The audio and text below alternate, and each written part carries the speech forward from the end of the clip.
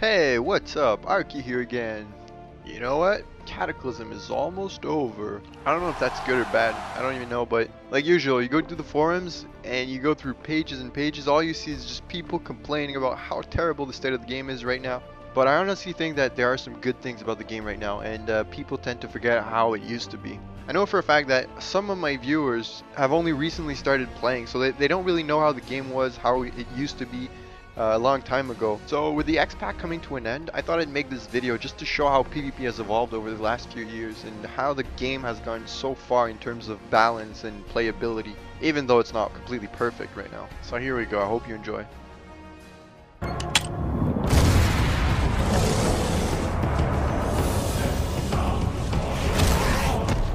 It all started with the original WoW, or Vanilla WoW, but back then things were very different and the options were pretty limited. Everybody wanted to hit level 60 just to go raid. Raiding was the big thing and it was really painful, to be honest. It wasn't hard, it was just really annoying. It took forever to get a group together and clear trash, and if you died, well, it took 40 minutes to run back and rebuff. It was actually the definition of unforgiving. Even side! Many whelps! Now handle it! But to be honest, I didn't play that much back then. I was leveling my old main. About shamans, well, shamans could only be horde. There weren't any alliance shamans yet, and shamans were only seen as healers. They were like the big overpowered PvE healers with their chain heal. So yeah, enhancement, elemental, forget it. They weren't part of the game. Until later on, when the stats on the gear inflated, Elwynn and enhancement both became a lot more viable. The damage output scaled up really well, and the health pools didn't grow as fast. So since resilience didn't exist back then, it made the game a little bit more burstier.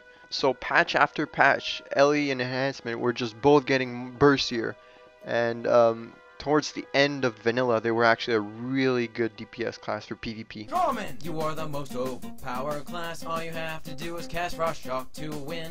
What? You want to heal? Sure! I'll throw down the healing stream totem while I cast Frost Shock! This is about as accurate as it gets. Snares were actually a really big deal. PvP was much slower paced and people didn't have as many ways to get out of stuff. Snares were worth spending your trinket on sometimes. The game was a lot more simple overall.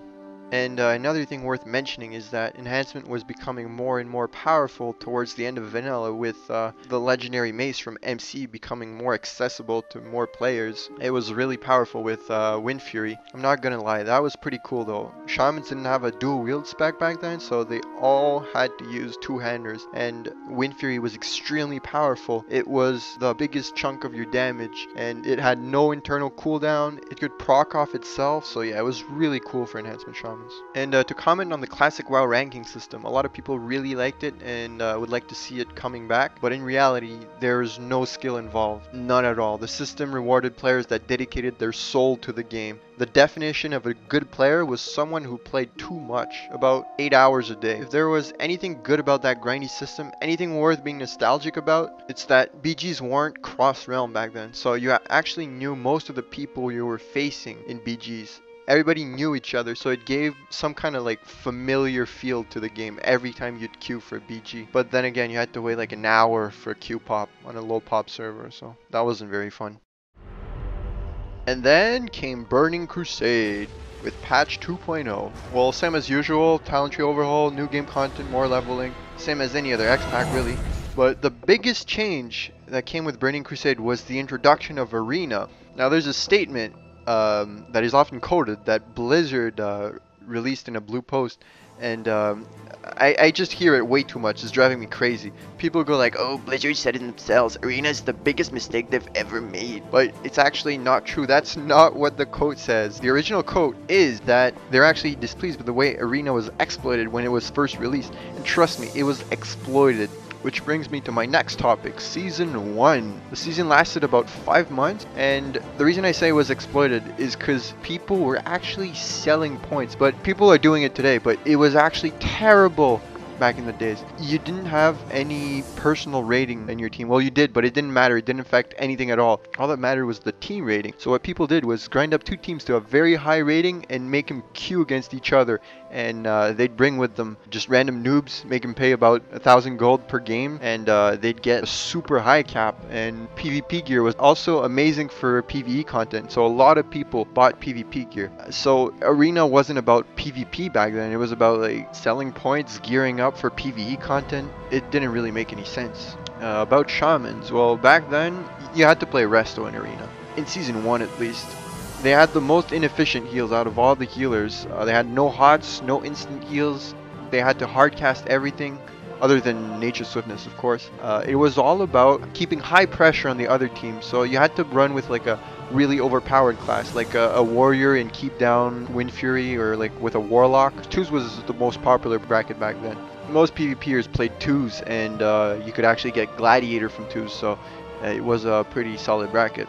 Following with Season 2, the season lasted about 6 months, and people had a much better idea of how Arena was supposed to be played, so it was a little bit more competitive. We started seeing a lot more cookie cutter comps, but DPS Shamans still weren't very popular. Resto was definitely the best spec, even though they did fix a lot of annoying things like totem durations and little glitches like that.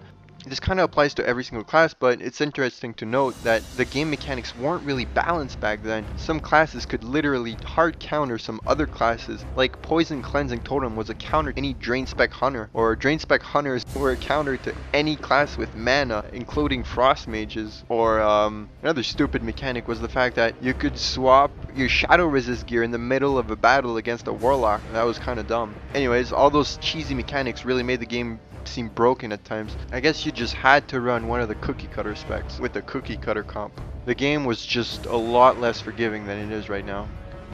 Following with Season 3, Season 3 lasted for 7 months, which makes it the longest season of Burning Crusade. Not only did the season have the coolest looking sets ever, but they also introduced Ruins of Lordaeron, the new arena map, so that was pretty cool. They also added rating requirements on shoulders and weapons. They were too easily accessible. Shamans got fixed. That was actually the key season for DPS Shamans. That's when Elemental was viable again. They reduced the cast time on everything, the proc rate, the damage, everything was buffed. So we actually saw a lot more DPS Shamans stepping into Arena. It was a good season for Shamans. They were mostly good in 3s and 5s because they didn't really bring any CCs, which was really important. They were just turrets, really. They sat there and did a million damage. The rotation for Elemental was Lightning Bolt, Lightning Bolt, Lightning Bolt, with an occasional Frost Shock just for added burst. That simple rotation caused Ellie to be one of the highest DPS classes in the game for Arena, since the moment you started mashing your Lightning Bolt key, you were already pulling your maximum theoretical DPS, unlike most classes which have to set up dots, procs, buffs, or other stuff like that.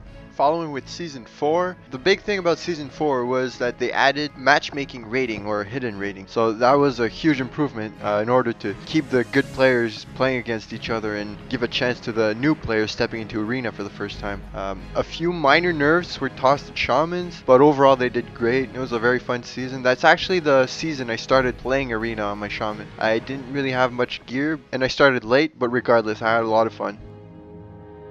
And then came Wrath of the Lich King. Lich King was like nothing we've ever seen before. The design philosophy completely changed. Instead of giving each player a specific niche, they attempted to give everything to every class. Bring the player, not the class. Although this famous quote usually applies to PvE content, you could definitely see the impact on PvP. They knew from the beginning it would be impossible to balance the game to make every single comp viable, but they attempted to give more CC, interrupts, survivability, and mobility to every single spec.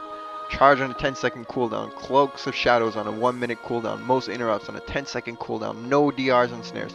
You get the idea. The result of all those tweaks is often described as the lulziest result. We saw the burstiest X-Fact we had ever seen. Words like global or Wrath of Lich King started to appear to describe someone going from 100% to 0% before he could even react. Anyway, Season 5 lasted about 4 months, and honestly it was a joke. Early Season 5 Shamans were not viable at all in Arena. People kept saying Rizil will fix it, although it kinda did later. Rizil didn't fix everything. The main reason reason why Shamans were so terrible in Season 5 was that, like I mentioned earlier, every spec had obtained a ton load of survivability. Shamans were kind of left behind in the process. Their state in Season 5 didn't really allow them to compete in the fast-paced environment. Even with the newly introduced lava bursts, they just weren't good enough. Another factor that made Shamans so terrible was the introduction of a ton load of new bursty mechanics, like the major buff to survival hunters with their RNG TNT stun, which did ridiculous burst, or the newly added blade storm ability. But the very most retarded thing was the introduction of the new hero class, Death Knight.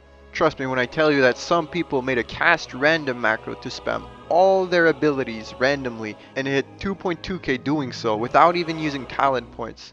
Death Knights were stupid. They hadn't received any balance at all in the beta. If you don't believe me, go look at the patch notes from 3.1. You'll see stuff like DKs are no longer invincible while in AMS, or DKs can no longer self-res or battle res other players in arena. DKs can no longer snare for 90%. DKs no longer have a 3-second proc RNG fear. DKs can no longer passively purge HOTS. DKs can no longer spam Chains of Ice, or Frost Strike will no longer one-shot people. Yeah, trust me, it was pretty dumb. Which brings me to Season 6.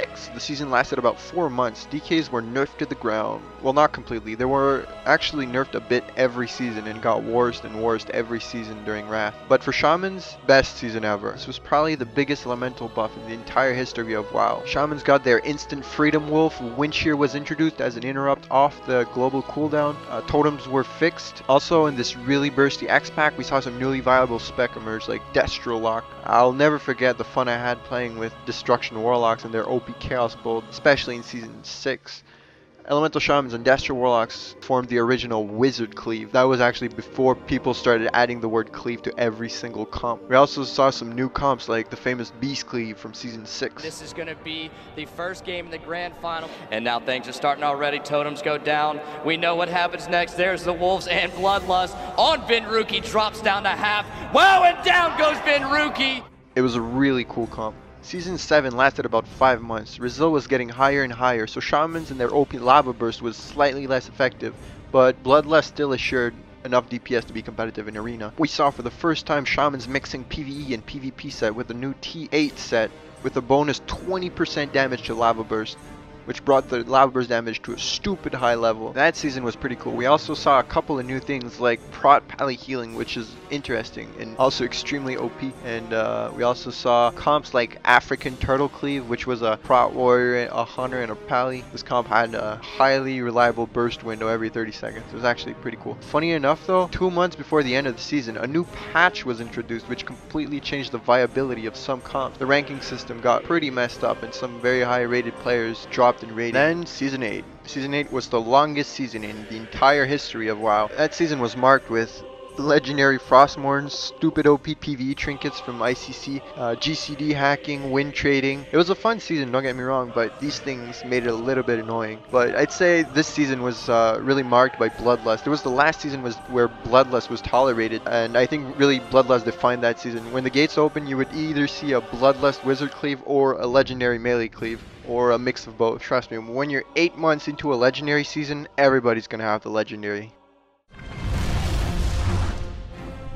And then Cataclysm came along. It seemed like a pretty fun X-Pack. The overhaul philosophy for this X-Pack was to remove some of the overpowered survivability some classes had accumulated from patches of buffs and replace it with larger health pools. Compared to Wrath, I'd say that objective has been successful. The other objective was to replace some of the stupid mechanics that made PvP more complex without adding any depth to the game, like totem stomping or charge jumping. They also wanted to add some new ways to PvP like RBGs. Season 9, the first season of Cata. The season lasted about 7 months. It wasn't a very balanced season. The game had changed so much and everything was too weak or too powerful. They released 2 balanced patches during the season, which is very rare. At the beginning of the season, Resto Shamans had stupid high healing output. It was kind of ridiculous. Plus, Bloodlust was still allowed for the first period of the season until the first minor patch came out. With that first patch, they also nerfed our healing a bit, and they replaced it with some survivability instead, like Spirit Link Totem. Another thing is, for that first patch, Warlocks were terrible in Arena, which had never really happened before. Overall, I'd say towards the end of the season, things were pretty balanced for Resto, but Ellie and Enhancement were far from half viable. Ellie was now a turret with no mobility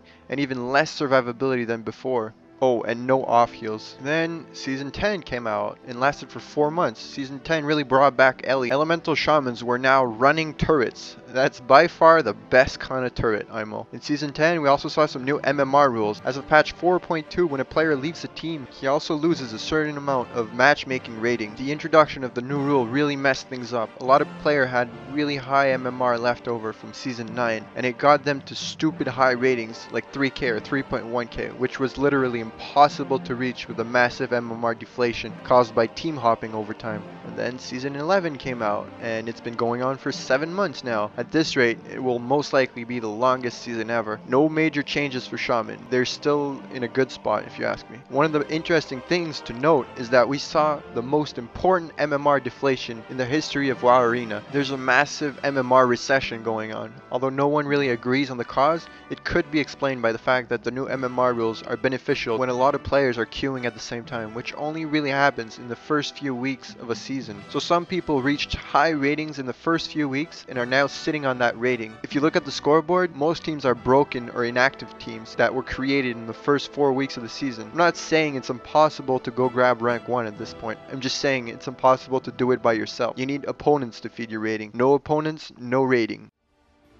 So yeah, to conclude this, I think that yes, some aspects of the game have been better in the past, but in terms of balancing and playability, the game has never been in a better state. Of course, Blizzard made decisions that had side effects along the road, but can we really expect them to predict every single detail? I do miss the MMO feel of the game, the world PvP, and I hate the fact that everything is done through instances and portals, no traveling required, but it doesn't keep me up at night. I can live with it, and considering these are some of the main objectives for Mist of Pandaria, I think we can look forward to a fun expansion pack.